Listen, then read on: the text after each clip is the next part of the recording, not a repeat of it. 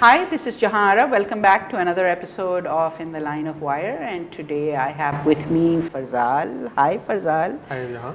Farzal works for Amana, but we're not going to be talking about Amana at all. We're going to talk about holistic things since we started on that this morning. Tell us, Farzal, first of all, a little about yourself. Where did you go to school, college? When did you come back? Why did you come back? Okay. Not that we're complaining. My education in Pakistan was in Karachi. Adamji Science College is where I did my intermediate from. Wow. It was on the street that I lived on, so a very short walk. Okay. My high school was also on the same street. So Lucky you, I had to travel in buses to get to my academic institution. So I was very green friendly, I guess. Okay. Walking back and forth. But then when it was time to go to university, I wanted to go abroad. My father was educated in the US back in the 60s, so he obviously would not have allowed me to even study in Pakistan. I went to UT Austin, started in electrical engineering. Okay. Did that for about a year, did my first internship after the freshman year at Motorola, and realized engineering was not something I wanted to do. And I bring this up because some of the students might be watching it and they may feel that once they make a decision, they can't go back. Oh, that has happened quite a few times. They do all 4 years before they say, okay, well, now we can get out of it. Yeah, so it's not like marriage, where it's hard even marriage people get out of, so yeah. So I realized that's not really what I wanted to do. I mean, yeah, I was good at it. I had a 4.0 GPA, freshman year internship at Motorola was. But it didn't excite you. But it wasn't exciting in the long term. So I came back, spent a semester taking one engineering course, but exploring more on computer science, economics, business. And I realized economics and computer science excited me as a mix, not as separate subjects. Okay, people never think of economics and computer science as a mix. Actually, it's a very popular dual major in the US. Okay. It keeps you on the business side of IT or the IT side of business, either way. Okay. So by the time I finished my third semester, I realized that's what I wanted to do, and I enrolled in both the programs. And I still finished in 4 years, alhamdulillah, with a dual bachelor's in economics and computer science. This was 2002. Jobs were very difficult to come by. Very experienced resources were unemployed in the industry. But due to internship experiences, and this is again something which the students need to be careful about, your internship experiences can get you a full-time job even in worst of the economies. So at Merrill Lynch was one of the companies where I had interned, and that's where I went for my full-time job as well. Okay. And how long were the internships? Just internships there are typically between 10 to 14 weeks. Yeah, so that's what, here it's like 4 weeks or 4 and 6 weeks is not something that doesn't cut it. You get clerical work rather than anything else, or make the coffee. Or yeah, your managers are not really motivated to invest in you if you're coming for 4 weeks. And they're, just like yahan pe, what do you call it, the MT program, management trainee programs, they have good programs for internships as well. So it's a structured internship where there is a close collaboration. I think even during the internship on a weekly basis, we had a closed loop session with the senior executives of Merrill Lynch, for example. So they start, I guess in some senses, brainwashing us. Grooming you is what they would say. Right during the internships. Anyway, so that helped in getting a full-time job even in the worst of economies. I had an offer from Motorola as well, where I had interned. But Motorola would have been a very engineering focused role, so I went to Merrill Lynch. This was a very exciting time to go to a financial institution, especially in the area of regulation, because right after 9/11 a lot of new financial legislations had passed, anti-money laundering, know your client, and in addition the separation of investment advisory from consulting, because after the Arthur Andersen and Enron scandals. Correct. So a lot of new regulation had just been passed by the Congress, and financial systems had to be overhauled. So probably something which is about to happen now as well. With this global crisis, a lot more. Well, this is more of a greed factor, so I'm not sure technology can help there. Okay. But there was a clear need for evaluating your clients a lot more closely from anti-money laundering perspective. So that was a great time. You could have gone into technology and done maintenance work, but these new regulations allowed our class to do some really groundbreaking stuff in terms of really high throughput data modeling systems, combining a lot of data that was in isolated systems to bring more intelligence to the front end. So that was my area of focus at Merrill Lynch for the 2 years that I spent there. During those 2 years, I also did my MS from NYU. It was a part-time MS. But I took 3 classes a semester and just finished it in 18 months. And did companies in the US actually encourage you to do your masters? Yeah, they have co-sharing arrangements where they pay a part of your tuition. I think Merrill paid about 50% of my MS tuition with no sort of bond signing. You will work at Merrill for X years after you finish. Well, technology companies here are beginning to do that, and that's great to see. Yeah, I mean here it's okay, I guess, to get a bond signed. No, not bonds. I'm talking about paying partly for your tuition if you're doing your masters or if you're going in for a PhD program. So that's good to see you. That means we're maturing as an industry. Right, and as a percentage of your overall compensation, I guess. In Pakistan, education is comparatively cheaper and the salaries are also lower in terms of dollar terms. So I guess in percentage terms, it's not really that big a deal if companies start sponsoring. MBA programs in the US typically come with a commitment to work at the company because they're a lot more expensive than science masters. So did that. After Merrill, I moved to Bearing Point in the US. It was called KPMG Consulting. Yeah. And I was there in the financial services insurance, did 2 projects with AIG and MetLife, and then I moved back to Pakistan. Okay, and what is the experience of moving back to Pakistan? Actually, the few weeks of moving back were probably the most interesting. Just the other day, my wife was packing up all the clothes of my 1-year-old, which were not going to be used until we have the next baby. And she packed all of them in one suitcase, and that's really the suitcase that I brought to Pakistan when I moved back 4.5 years ago. And she was surprised, you moved back with such a small suitcase, it could only fit a 1-year-old clothes. So I came here on vacation. Most people don't know that. I had prepared for moving back. This is a scoop. Yeah, and I hope my managers in the US never get to see this. But I was here on vacation. I had a few interviews lined up. And माशाल्लाह within a week 10 days I had 4 offers. Financial services में 2 थी, software export industry में 1 थी, and one was a very unusual tracking company wanting to launch an insurance service which was tracker direct insurance. Right. So I chose that role, and I was doing a project for Bearing Point where my team was in India. So I continued to do that from Pakistan until that project finished, and then So you didn't leave them in the lurch, which is a good thing for any employee to do.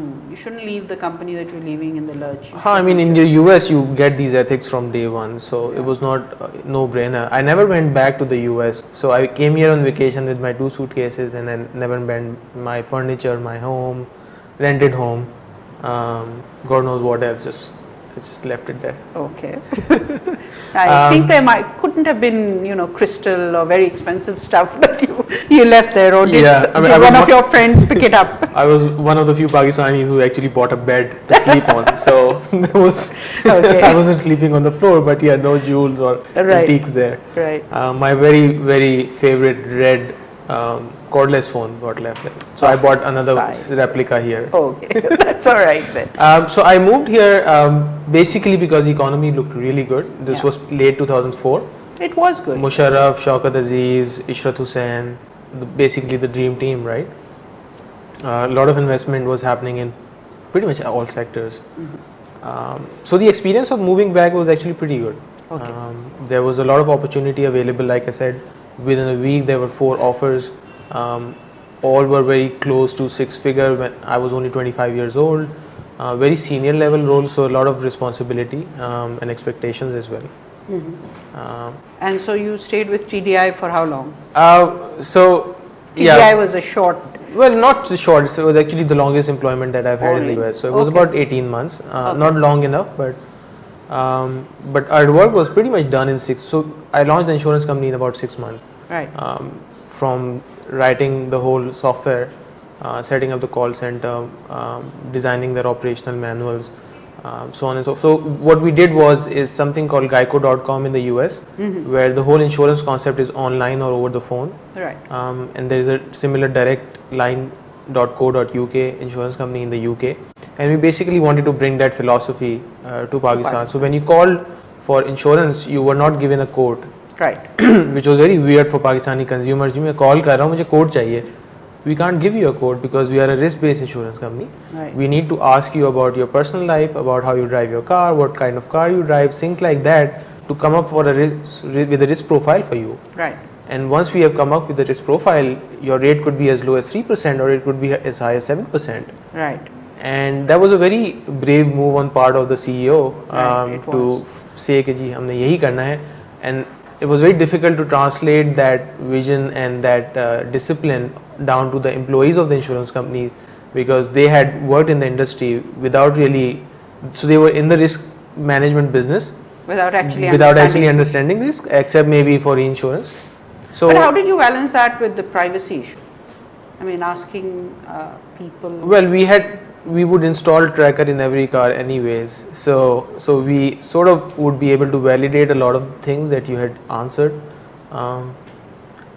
Privacy, as long as we are not giving that identifiable information out to third parties, I think we were okay. But at that time I wasn't thinking about it. Okay. Well, you should. So, well, when you install a tracker and you give a call center employee the right to know where you are at every moment, you've sort of given us the ownership of that data anyways. Not ownership. You are sort of taking care of that information. Ownership means you could do with it what you want, right? Yeah. So for risk profiling, another thing was that insurance company, we guaranteed all claims settled within an hour. Yeah. Now this is an industry which takes a few weeks to settle claims. The idea that your claim could be settled in minutes wasn't. Does it actually happen? It's still happening. So from our first claim to our first 1,000th claim, it's still within an hour for damage. Okay. And for theft, it's within a week rather than 3 months. Okay. Because we have installed a tracking device, we know the car is genuinely lost. There's no point waiting 3 months. Right. So we can do a lot of those. We were able to do a lot of those things which other insurance. And then my whole team went to Adamji and is trying to replicate that. Okay. Terrific. Then so where did you go next? I haven't had, so this goes back to the process. I haven't really settled down in Pakistan even after almost 5 years. Okay. I've done a few things. I've done software export thing with PixSense. I have done this Tracker Direct, so a very local services business, selling insurance online in Pakistan. And now mobile commerce with Amana? And now I'm in the mobile commerce thing. I've done my own bits as well. I've done a lot of consulting for search engine optimizations. Okay. Actually writing a search engine from scratch. Wow. For Arabic content, so very focused search engines, and we basically implemented a lot of the things that Google implemented in late 90s. Right. So we are 10 years late, but we are still solving the $1 billion problem. Okay. I've done a lot of work in the social networking space, developing niche social networks and applications, right. And helping businesses promote themselves using the social networks. Okay. So I've done a lot of that, and now my focus is mostly in the mobile commerce, as well as teaching at IBA. Okay. Now that we are on teaching, tell us a little about that experience of teaching at IBA, and generically, what is your opinion of how things are going as far as industry, academia, interaction is concerned? So IBA is the oldest business school outside of North America, right? That's what they quote. Okay, so that's the ad for IBA. That's the ad. So it's again, a lot of my life is just driven by events rather than me making decisions, and that's a weakness, or that's a strength. It could be a strength. They say that the universe conspires if you really want something, and it could be the conspiracy of the universe. I had heard about conspiracy theories, but this one takes the cake. Well, the bounty at least. Right. Okay. So I actually applied for an MBA at IBA, which is, in retrospect, it's a pretty stupid thing. I mean, you did your MS from NYU. You took 6 courses from the top business school in the US and you're applying for MBA. So I passed it and I realized this was too childish. I mean, if anything, I should be going for a PhD in something. So I said I want to do PhD, and they said you'll have to do about 18 months of PhD courses or something like that, and I said screw it. Yeah. Okay. This is a family show, you're using language that we normally don't allow. Okay. Right, Rabia? Well, it's not live, so no, we'll allow it. All right. You can do the South Park thing. So you didn't do your PhD? So I said, forget it. I'll just go and maybe teach there. So I talked to Saeed Ghani Saab, who is the head of computer science. Head of computer science, and been with IBA for the longest time. Yes. And we said, as soon as there is an opening, we'll see. My first course was object-oriented programming techniques, which was I was really good at it. I was the highest ranked faculty that semester, which was my first semester teaching, so that was a good accomplishment. Yeah. But I didn't really enjoy teaching computer science subject at IBA. Okay. So I requested for a more business IT combination course, and electronic commerce seemed to be a good course. So I've been teaching electronic commerce at IBA for the last 3 years now. It was an optional course, and from what I've known, it's become a lot more important just in general in the industry. The students have good feedback, and so they are probably going to make it a required course. And you had a lot of visiting faculty who came in and did some of the so some of the teaching. New things that I've tried is bringing in guest lecturers for topics that I feel are best left to the experts. Okay. So for example, last semester we had Mr. Shakil come in from the Indus Hospital to talk about automation in in his hospital specifically, but generally in healthcare. Right.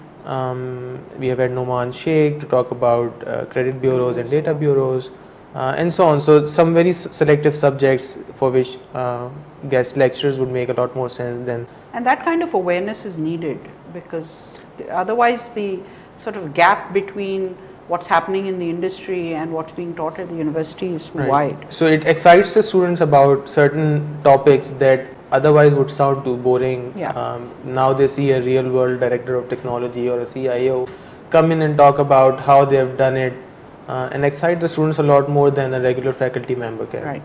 So that's one. Also, I think it goes the other way around. A lot of these guest lecturers have been able to keep in touch with the students and identify some of the better students to come to their companies for internships and full-time jobs. So it works for both. So it works both ways from that perspective. We also tried to bring this to the whole of IBA, at least for the computer science and MIS perspective. So what we wanted to do was ask faculty for request a guest lecturer for certain topics, and then we would circulate those requests within the industry, and then the industry could contact the faculty and set up these guest lectures. Okay. So we have tried to do that. Hasn't really taken off yet.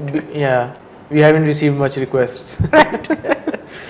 So it's happening. Maybe we need to do it sort of a different way. We have. So some faculty members starting last semester actually took my lead, and they started calling the industry experts themselves. So Professor Sajjad, who teaches artificial intelligence, invited Jawad Fareed and Noman Sheikh and a couple of other individuals to talk about their specializations.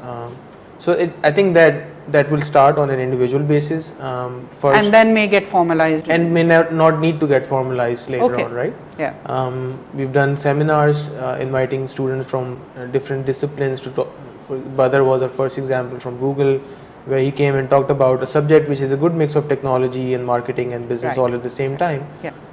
So trying to do those initiatives to bring what is basically a cliche industry academia alliance, but that really lacks at even the top business school in Pakistan. I think LUMS and GIK are probably the only two places where it has a formal place. NUST is doing decently well these days, I've heard, in this area, but none of the Karachi universities are. So at least it started, and hopefully it will move ahead. So the leadership has changed over the last year. That should help. A lot of initiatives have come from Dr. Ishrat. So now, is there any cross-disciplinary things happening at the IBA, or anything that you think we should initiate? Because it's needed. You can't have people working in isolation. So one of the things I think you had actually mentioned when we went to Dr. Ishrat was collaboration between The computer science and the business computer science students. and business students. So taking the best from different universities and putting them together. So that did not happen in that way, but IBA did start doing internal business plan competitions starting last year. Okay. This was the second year of that committee. There were about 60 projects that we evaluated from the IBA students. We selected, I think, 5 or 10 teams to go and take part in the national competition at And ITLOW. they did rather well.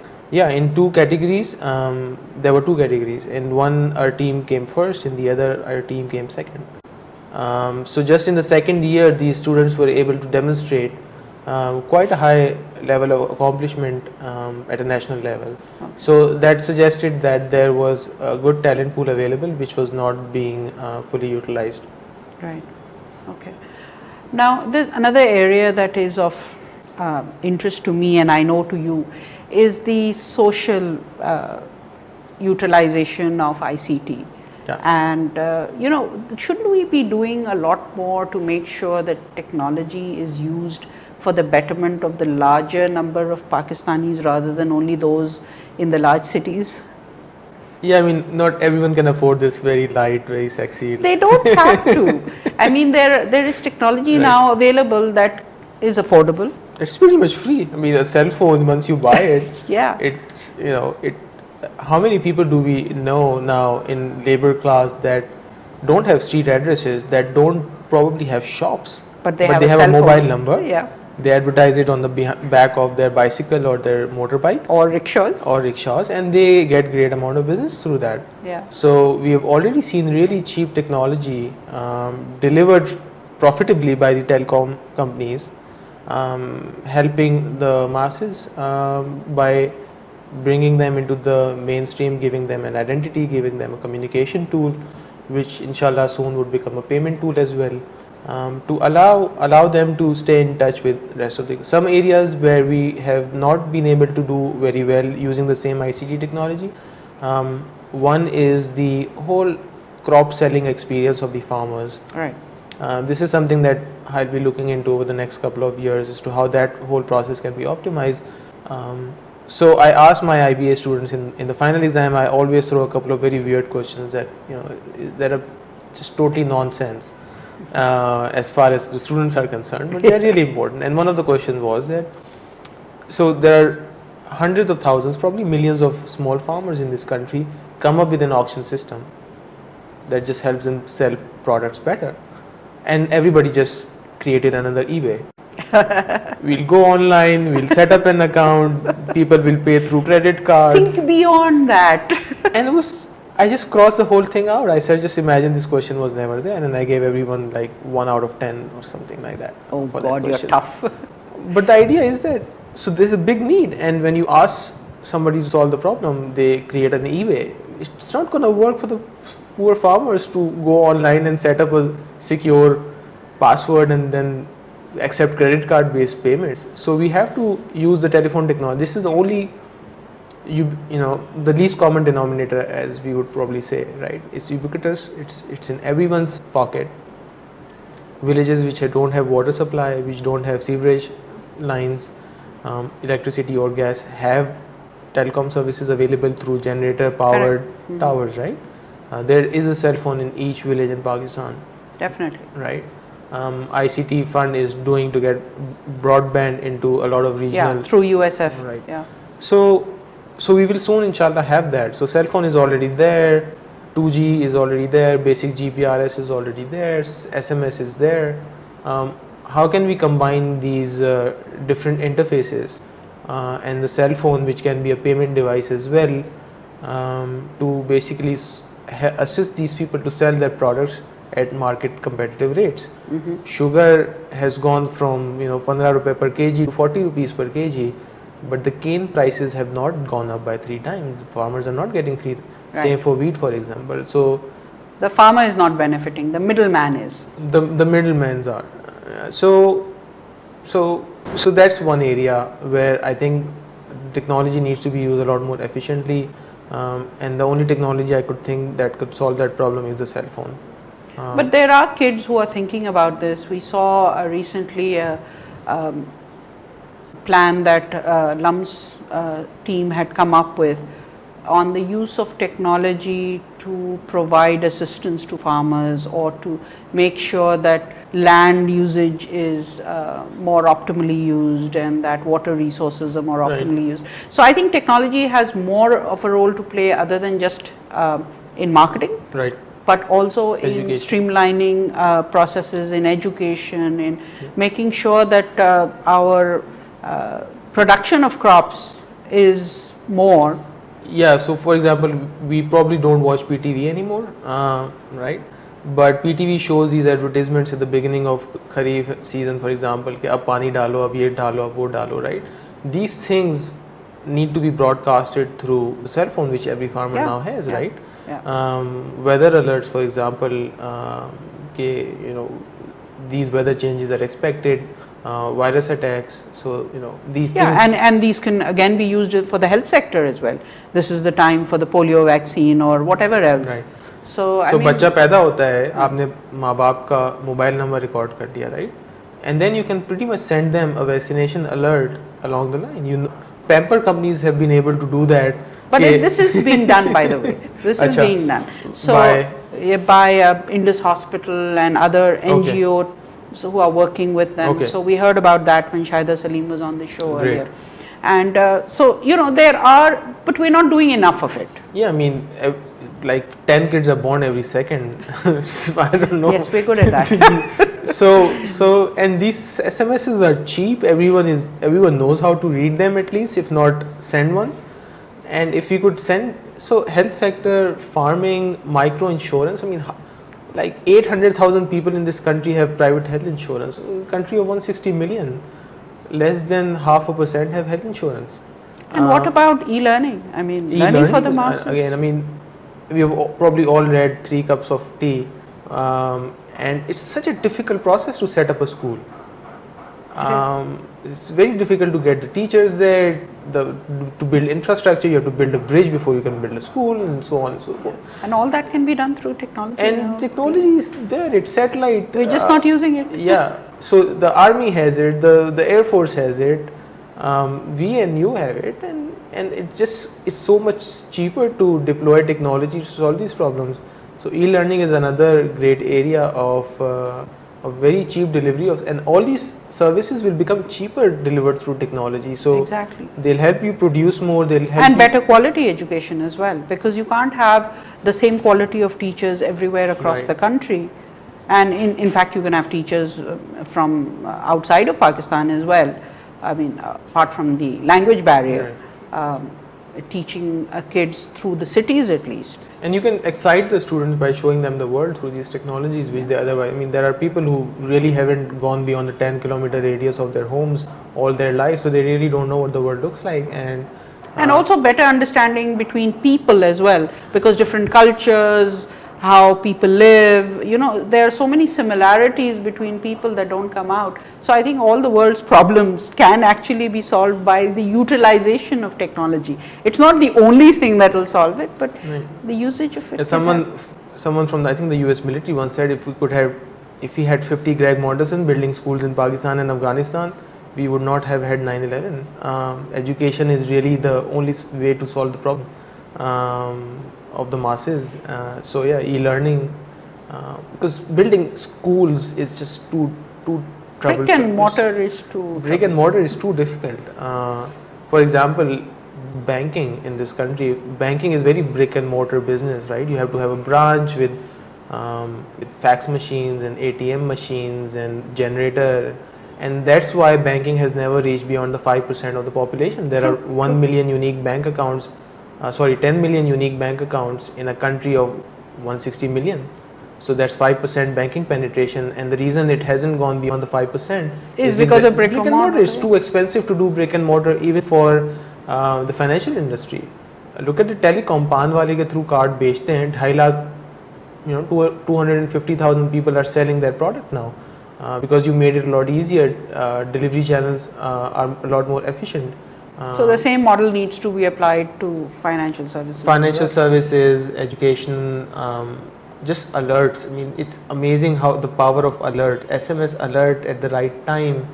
But there are SMS alerts at the wrong time too. 2 a.m. for instance. We've all gone through that. You need to keep two phones for that. One works 9 to 5, is your private number, nobody knows. The other one is for public purposes. So yeah, I think that's something we have to. Nokia needs to give Pakistanis a good cell phone like a Nokia E61 with 2 SIMs in it, not the Trend micro system.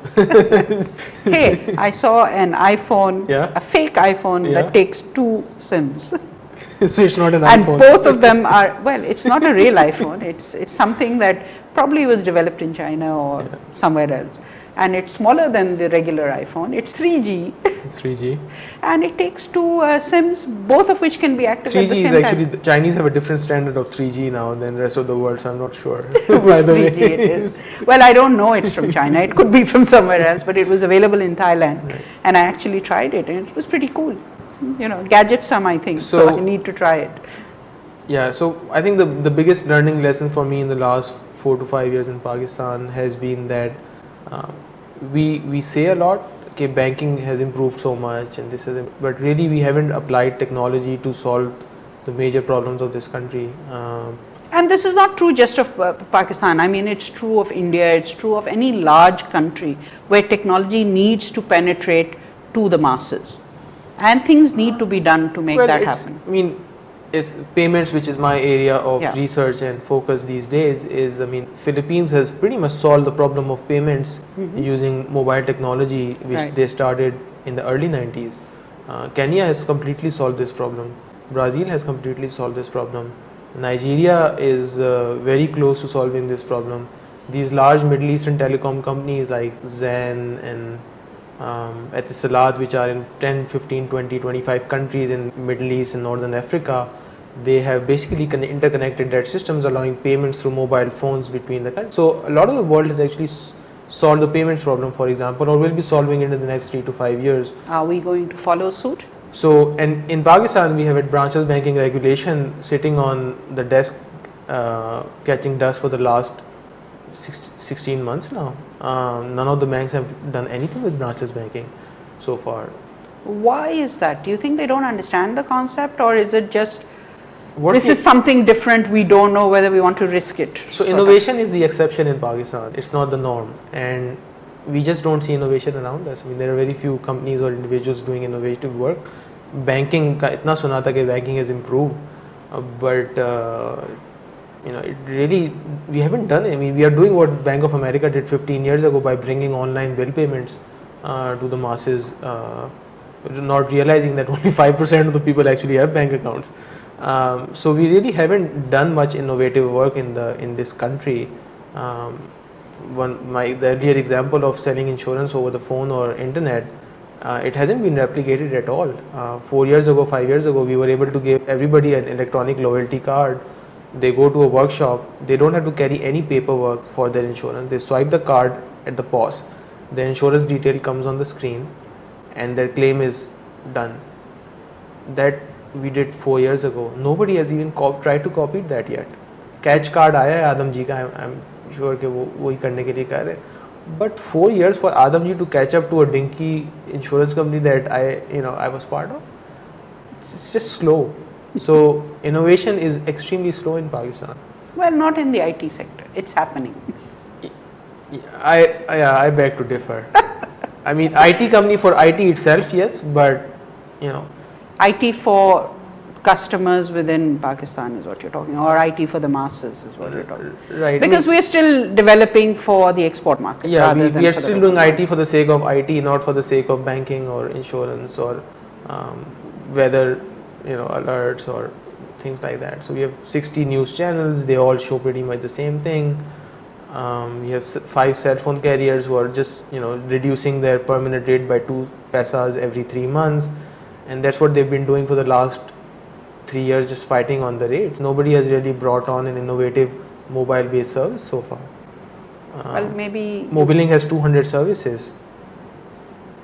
How many are you using except voice? So we just make a photocopy of things that we see around us, but we really don't tailor it to the Pakistani audiences. So a lot of innovation has to happen. So I think you asked me why hasn't that happened, the payments through mobile, and people are just not used to innovation. POS machines, for example, हर कोई लगा रहा है POS machine. This country has 1 million retailers, 10 lakh retailer हैं. The POS machine जिस पे card swipe होता है 15,000 दुकानों पे लगे हुए हैं. Now the POS machine is not going to make payments electronic because it's only 1.5% of the overall retail base. Banking is overall 5% of the population. So these existing technologies are not going to solve the problem.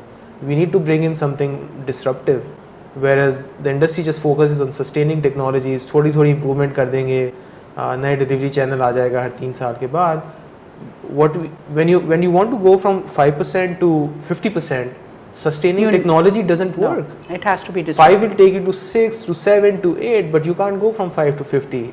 And disruptive technologies require a lot of risk taking, and it just hasn't happened in Pakistan. Well, it will. If there are people like you, there will be more people who will sort of begin to think along these lines.